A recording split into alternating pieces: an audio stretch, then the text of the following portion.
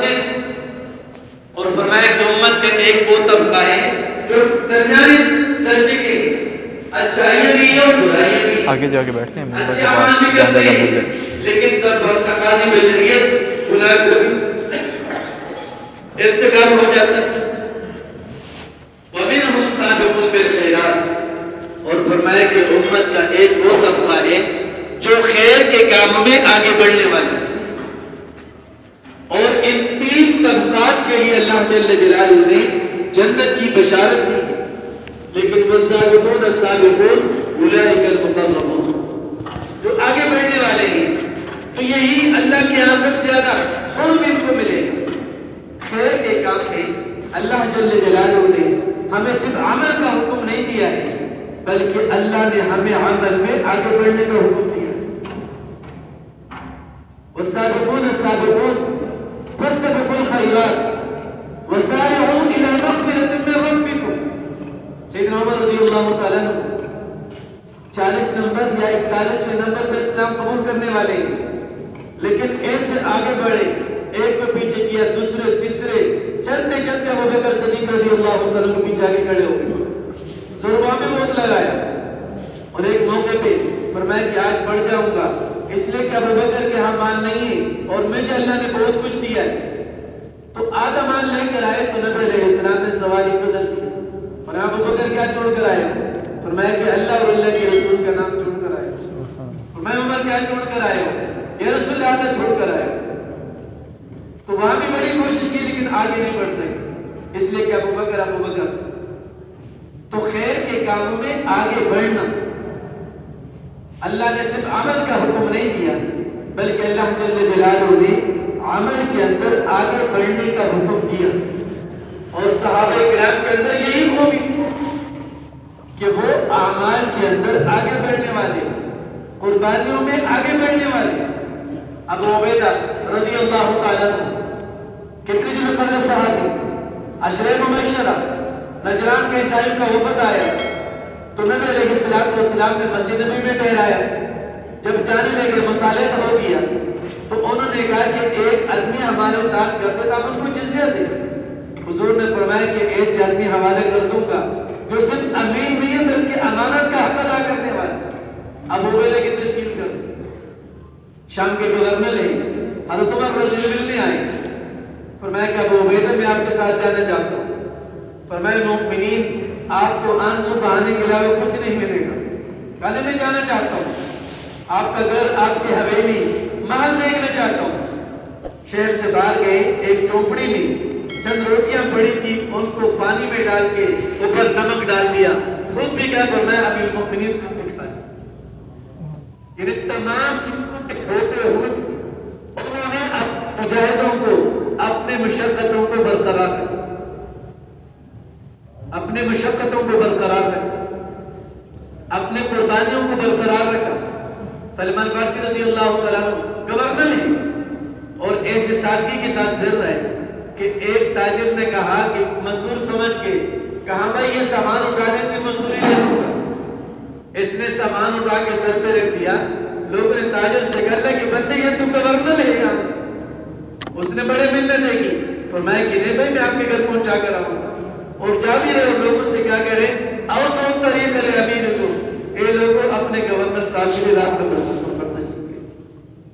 میرے بھائیوں، اللہ جل جلالہ نے خیر کے کاموں میں ہمیں آگے بڑھنے کا حکم دیا، قربانیوں میں آگے بڑھنے کا حکم دیا، مجاہدوں میں آگے بڑھنے کا حکم دیا، اور جو جتنا مجاہدہ کرے گا اتنا ہی اللہ جل جلالہ کے خزانوں سے پائے گا۔ آپ صلی اللہ تعالیٰ علیہ وسلم نے فرمایا کہ اللہ جل جلالہ فرشتوں سے فرمائیں گے اے فرشتوں جاؤ میرے بندوں کو سلام کرو۔ فرشتے عرض کریں گے یا اللہ ہم آپ کے نورانی مخلوق ہیں، کیا ہم ان کو جا کے سلام کریں؟ اس کی وجہ اللہ جل جلالہ فرمائیں گے یہ میرے وہ بندے ہیں جنہوں نے اپنے تمام خواہشات کو، اپنے تمام چاہتوں کو اپنے سینے میں رکھ کر میرے پاس آئے کہ دنیا کے اندر خواہشات کو پورا نہیں کیا، دنیا کے اندر انہوں نے دین کے تقاضوں کو پورا کیا۔ میرے بھائیوں، اللہ جل جلالہ نے ضرورتوں کو پورا کرنے کا حکم دیا ہے، خواہشات کو بھی پورا کرنے کا حکم دیا ہے، لیکن دنیا کے اندر ہم اپنی ضرورتوں تک محدود رہیں گے اور آخرت کے اندر اللہ جل جلالہ ہمارے خواہشات کو پورا فرمائیں گے۔ وَلَكُمْ فِيهَا مَا تَشْتَهِي أَنفُسُكُمْ وَلَكُمْ فِيهَا مَا تَدَّعُونَ۔ اللہ جل جلالہ فرما رہے ہیں کہ جو تمہارا جی چاہے گا تمہیں ملے گا، لیکن دنیا کے اندر رب چاہی پہ چلو۔ اب رب چاہی والی زندگی پر چلنا ہے اور انسانیت کو رب چاہی والی زندگی پر لانا ہے، اور اسی محنت کی وجہ سے اللہ جل جلالہ نے اس امت کو بہترین امت قرار دیا ہے کہ ہمیں اپنی ذمہ داریوں کا احساس ہے۔ ربیع بن عامر رضی اللہ تعالیٰ رستم کے دربار میں گئے اور رستم نے سوال کیا، ما مقصد مجیئکم، کہ تم عرب کی سرزمین کو چھوڑ کر ایران کیوں آئے ہو، تمہارے آنے کا مقصد کیا ہے؟ تو ربیع بن عامر رضی اللہ تعالیٰ عنہ فرمانے لگے، اور مولانا احمد بادپوری صاحب رحمۃ اللہ علیہ فرمایا کرتے تھے، فرمایا کہ یہ روایت نہیں ہے، فرمایا کہ گویا اس صحابی نے اس امت کی ایک ایک فرد کے مقصد کو بیان کر دیا۔ جب رسول نے پوچھا ما مقصد مجیئکم، تمہارے آنے کا مقصد کیا ہے، تو ربیع بن عامر فرمانے لگے کہ ہم آئے نہیں ہیں، اللہ ابتعثنا، ہمیں تو اللہ جل جلالہ نے بھیجا ہے، لنخرج من شاء من عبادت العباد الى عبادت رب العباد، فرمایا کہ ہمیں اللہ نے بھیجا ہے اس لیے تاکہ ہم انسانیت کو، مخلوق کو مخلوق کے غلامی سے نکالے اور آخرت کی وسعت کی طرف دعوت دیں۔ وَمِنْ زِينِ الدُّنْيَا إِلَى سِعَتِهَا، اور انسانیت کو دنیا کی تنگیوں سے نکالے اور آخرت کی وسعت کی طرف دعوت دیں۔ حالانکہ خود عَلَى فَرْسٍ قَصِيرًا، ایسے گھوڑے پہ سوار تھے کہ پاؤں زمین پر لگتے تھے اور اپنے تلوار سے کپڑوں کے ٹکڑے انہوں نے لپیٹے ہوئے تھے۔ تو رستم مزاحاً کہنے لگا، کیا تم ان تلواروں سے ایران کو فتح کر لو گے؟ تو اس نے کہا کہ آپ تلوار کو نہ دیکھیں، آپ چلانے والے ہاتھ کو دیکھیں۔ فرمایا کہ آپ ایرانیوں کے پاس تلوار کے وار کو روکنے کا سب سے جو مضبوط ڈالی ہے وہ لے آئے۔ اس نے بسم اللہ پڑھ کے ایک ضرب لگا جو اس کی 2 ٹکڑی کر دی۔ تو فرمایا کہ من زیب کی دنیا الی سعتها، ہم تمہیں دنیا کی تنگیوں سے آخرت کی وسعت کی طرف دعوت دینے کے لیے آئیں گے۔ ومن جور الادیان الی عدل الاسلام، اور ہم دنیا کے تمام ظالمانہ نظاموں سے انسانیت کو نکالتے ہیں اور اسلام کی عادلانہ نظام کی طرف انسانیت کو ہم پیغام دیتے ہیں۔ ہمارے پیغام محبت ہے، اخوت ہے، سلامتی ہے۔ اسلام کا معنی ہی سلامتی، ایمان کا معنی ہی امن و امان۔ فرمایا کہ ہم ظالمانہ نظام سے تمہیں نکالنے کے لیے اور اسلام کی عادلانہ نظام کی طرف تمہیں دعوت دینے کے لیے اللہ نے ہمیں بھیجا ہے۔ اللہ ابتعثنا۔ تو رستم کہنے لگے کہ آپ مجھے وقت دیں، مہلت دیں۔ تو فرمایا کہ 3 دن ہم آپ کو مہلت دے رہے ہیں۔ اللہ جل جلالہ کا بھی ارشاد ہے وَأَنْتُمُ الْأَعْلَوْنَ إِن كُنتُم مُؤْمِنِينَ، اگر تم کامل ایمان پر رہو گے تو پوری دنیا کے اندر تم ہی غالب رہو گے۔ تمام دنیا کی طاغوتی طاقتیں تمہارے اشاروں پہ چلے گی، وہ تمہیں دیکھ کے اپنی تصویریں بنائیں گے، تمہیں دیکھ کر اپنے منصوبے بنائیں گے، لیکن اگر ایمان کے تقاضوں کو پورا نہیں کرو گے تو تم کچھ بھی نہیں کر سکو گے۔ اپنے ملک میں، اپنے وطن میں، اپنی چیزوں سے فائدہ اٹھانے میں بھی تم غیروں کے محتاج ہو اور غیروں کے تیور دیکھ کر تم فیصلے کرو، ان کی خوشی اور غمی کو دیکھ کر تم اپنے فیصلے کرو۔ تو وہ صفت ایمان کے ساتھ۔ تو فرمایا کہ 3 دن کی مہلت ہے۔ تو ایرانی کہنے لگے کہ 3 دن کے اندر پورے ملک سے عوام کو جمع کرنا، اہل مشورے والوں کو جمع کرنا، اس سے رائے لینا، یہ تو مشکل ہے۔ آپ کچھ زیادہ ہمیں مہلت دیں. تو ربیع بن عامر آگے سے کیا کہہ رہے؟ ما سن لنا رسول اللہ صلی اللہ علیہ وسلم ان نؤخر الاعداء عند اللقاء. فرمایا کہ جب دشمن کا سامنا ہو اور دشمن پر ہم حملہ کریں اور مذاکرات ہو تو فرمایا کہ 3 دن سے زیادہ کوئی سنت عمل ہمیں حضور نے نہیں دیا. اب 3 دن مہلت ہے اور یا تو اسلام کو قبول کر لو اسلم تسلم، دنیا کے اندر بھی قتل سے بچ جاؤ گے، جزیے سے بچ جاؤ گے، قبر کے دبوں سے بچ جاؤ گے اور جہنم سے بچ جاؤ گے، ہمیشہ جنت کے اندر رہو. اور یا مصالحت کر لو اور یا پھر لڑنے کے لیے تیار ہو. جب جانے لگے تو اس نے کہا کہ اس کے ساتھ پر ٹوکرا رکھ دو مٹی کا. تو یہ صحابی فرمان لے گئے کہ آپ نے اپنی مٹی خود ہمیں دے. وہاں سے نکل گئے اور ایرانی لوگ وہ ہم پرست تھے، بہت تلاش کیا لیکن یہ صحابی وہاں سے نکل گئے.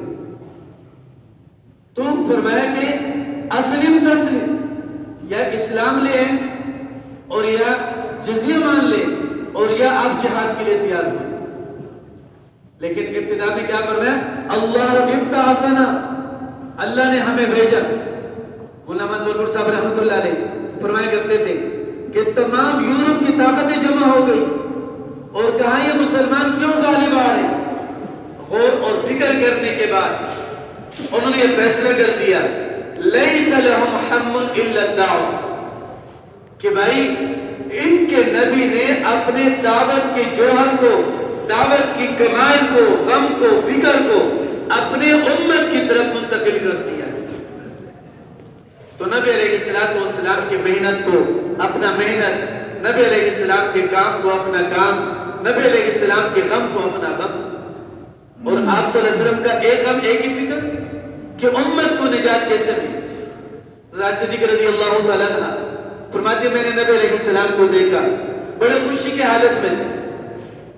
ایک روایت کے اندر نبی علیہ السلام جامع ترمذی کی روایت ہے کہ عائشہ فرماتی ہے کہ میں نے حضور کو دیکھا بڑے خوش تھے، واپس آ بڑے پریشان تھے. میں نے پوچھا، آپ نے فرمایا کہ میں بیت اللہ کے اندر چلا گیا اور اب غمگین اس بات پر ہوں کہ میرے امت کو میں نے مشقت میں ڈال دیا ہے، ہر ایک تو اندر جا نہیں سکے گا، تو کاش میں بیت اللہ کے اندر ہی نہ جاؤں. ایسے خیر خواہ امت. تو عائشہ نے فرمایا میں نے حضور کو دیکھا بڑے خوشی کی حالت میں تھے. تو میں نے فرمایا یا رسول اللہ آپ میرے دعا فرمائیں. تو نبی علیہ السلام نے فرمایا اللہم اغفر لعائشہ ما تقدم من ذنبها وما تاخر وما سرت وما اعلنت. اللہ عائشہ کے اگلے پچھلے صغیرہ کبیرہ تمام گناہوں کو معاف فرما. ایسے خوش ہو گئی، لوٹ پوٹ ہو گئی اور سر مبارک گود میں لگا. تو نبی علیہ السلام نے فرمایا ایسرک بدعاء عائشہ، اے عائشہ کیا میں نے آپ کے لیے جو دعا مانگی ہے آپ نے اس دعا پر خوشی کا اظہار کیا؟ تو فرمایا ومالی لا یسر بدعائک یا رسول اللہ، کہ اللہ کی محبوب آپ نے اتنی عظیم مبارک اور پیاری دعا مجھے دی، میں اس پر کیوں خوشی کا اظہار نہ کروں؟ آپ صلی اللہ تعالی علیہ وسلم نے کیا فرمایا واللہ انہا لدعوتی لامتی فی کل صلاۃ. فرمایا کہ اللہ کی قسم اے عائشہ جو دعا میں نے آپ کے لیے مانگی ہے میں اپنی ہر نماز کے اندر اپنے ہر امتی کے لیے اللہ جل جلالہ سے یہ دعا مانگوں.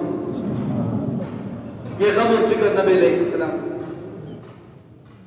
مولانا منظور مولانا حسن صاحب رحمۃ اللہ علیہ نے لکھا ہے کہ اس سے معلوم ہوا کہ نبی علیہ السلام کے دل میں امت کا غم حضرت عائشہ سے نہیں جاتا. تو میرے بھائیوں اسی فکر کے لیے اجتماع ہے، اسی فکر کے لیے شب جمعہ ہے. ابھی نماز کی تیاری کر لیں اور مغرب کے بعد بیان ہوگا تو انشاءاللہ جتنے بھی تقاضے ہمارے سامنے آ جائیں ہم اپنے تقاضوں پر اپنے آپ کو پیش کر لیں، مجلس کی دعا پڑھ لیں. سبحان ربک رب العزت عما یصفون وسلام علی المرسلین والحمد للہ.